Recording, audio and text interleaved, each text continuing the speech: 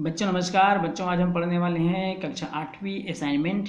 ये आखिरी असाइनमेंट है बच्चों, असाइनमेंट नंबर 6 माह फरवरी 2021 गणित विषय। तो चलिए बच्चों देखते हैं गणित में कौन से प्रश्न दिए गए हैं आपको इस बार अंतिम असाइनमेंट में। तो सबसे पहले देखेंगे पहला प्रश्न, और प्रश्न है यदि घन के प्रत्येक कोण को चौगुना कर दिया जाए, घन के प्रत्येक कोण को चौगुना कर दिया जाए तो घन का आयतन कितना गुना हो जाएगा।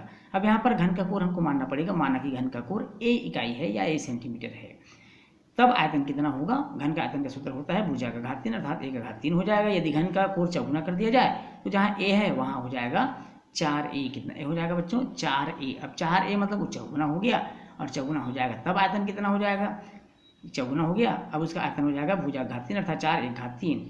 तो 4 घात 3 मतलब 64 होता है, 1 घात 3 मतलब 1 घात 3 हो जाएगा। 64 1 घात 3। अब ये 1 घात 3 क्या था, बिना गुना किए चौगुना किए 1 घात 3 था, और अभी 64 गुना हो गया है। तो निश्चित रूप से हम कह सकते हैं कि घन का आयतन 64 गुना हो जाएगा। कितना गुना हो जाएगा? 64 गुना हो जाएगा। आइए बच्चों देखते हैं दूसरा प्रश्न। उस घन के कोर की लंबाई ज्ञात कीजिए जिसका संपूर्ण पृष्ठ 216 वर्ग सेंटीमीटर है। अब यहाँ पर हमको घन के कोर की लंबाई को मानना पड़ेगा। माना कि घन के कोर की लंबाई a सेंटीमीटर है, हमको दिया है प्रश्न में कि घन का संपूर्ण पृष्ठ 216 वर्ग सेंटीमीटर है। घन का संपूर्ण पृष्ठ का सूत्र होता है 6a²। कितना होता है? 6a²। हम फार्मूला लगा देंगे 6a² बराबर 216। a² बराबर हो जाएगा बच्चों 216/6। 216 को 6 से विभाजित करते हैं तो वो 36 बार में विभाजित हो जाता है। कितने बार में विभाजित हो जाएगा? 36 बार में विभाजित हो जाएगा। अब चूंकि 36 है, इधर a² है, तो हम पक्षांतर कर देंगे स्क्वायर को, तो इधर स्क्वायर रूट हो जाएगा। अब 36 का स्क्वायर रूट होता है 6, वर्गमूल होता है 6। तो हम कहेंगे कि घन के कोर की लंबाई होगी 6 सेंटीमीटर। कितना होगा? 6 सेंटीमीटर होगा। और ये हमारे इस प्रश्न का क्या होगा बच्चों? आंसर हो जाएगा। बहुत सरल है। चलिए देखते हैं प्रश्न तीसरा प्रश्न दिया है दो घनों की कोणें क्रमशः 8 सेंटीमीटर और 4 सेंटीमीटर है, उनके पृष्ठीय क्षेत्रफल का अनुपात ज्ञात कीजिए। तो पृष्ठीय क्षेत्रफल का अनुपात मालूम करने से पहले हम घन के कोण को मान लेते हैं। पहले घन के कोण को a1 मान लेते हैं, दूसरे घन के कोण को a2 मान लेते हैं। a1 दिया हुआ है 8 सेंटीमीटर, a2 दिया हुआ है 4 सेंटीमीटर। अब पृष्ठीय क्षेत्रफल का अनुपात, तो पृष्ठीय क्षेत्रफल का अनुपात का मतलब है पहले घन का पृष्ठीय क्षेत्रफल अनुपात दूसरे घन का पृष्ठीय क्षेत्रफल। अब यहाँ पर देखेंगे बच्चों, पृष्ठीय क्षेत्रफल का सूत्र 6a² हो जाएगा, क्योंकि 6a² होता है 6 गुणित भुजा का वर्ग होता है। पहले भुजा को हमने a1 माना है इसलिए a1², दूसरे भुजा को हमने a2 माना है तो a2²।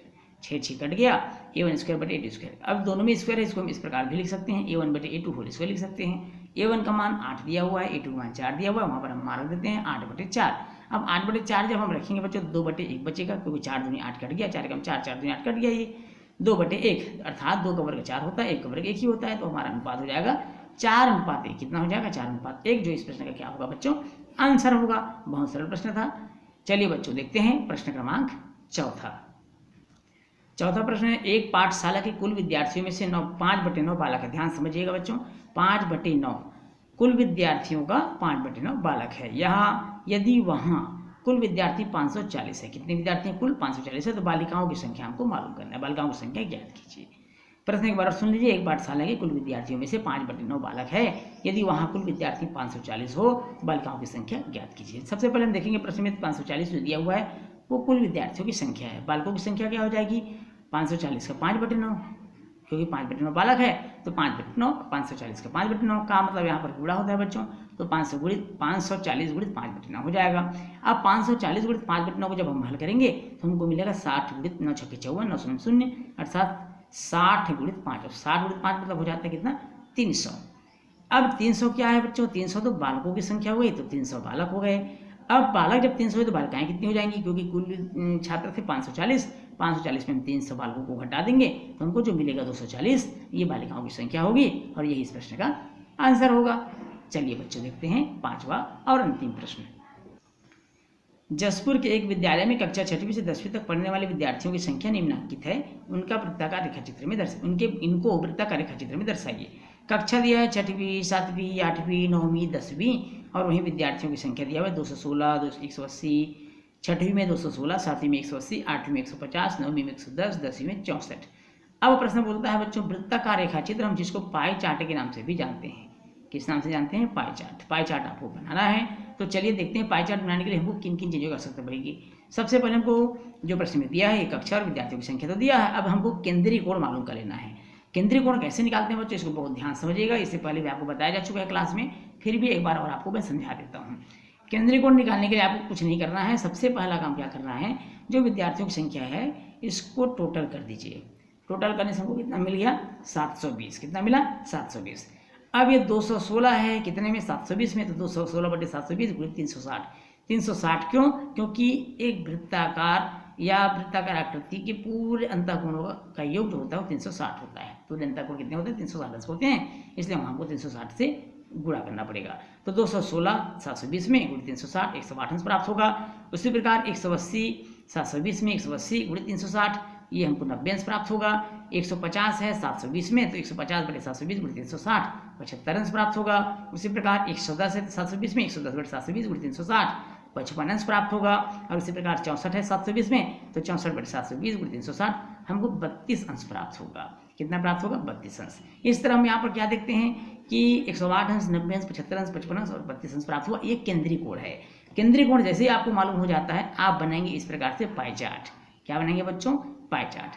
पाई चार्ट हम स्पष्ट देख पा रहे हैं। इस तरह से आपने एक वृत्ताकार आकृति बनाया।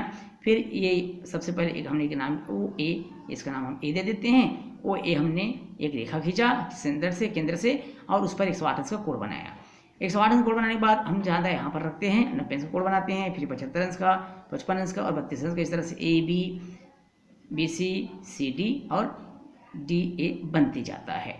अब यहाँ पर देखेंगे ए ओ बी 108 है जो छठवीं का है, बी ओ सी सातवीं का है 90 अंश, सी ओ डी है और ये ई हो जाएगा बच्चों।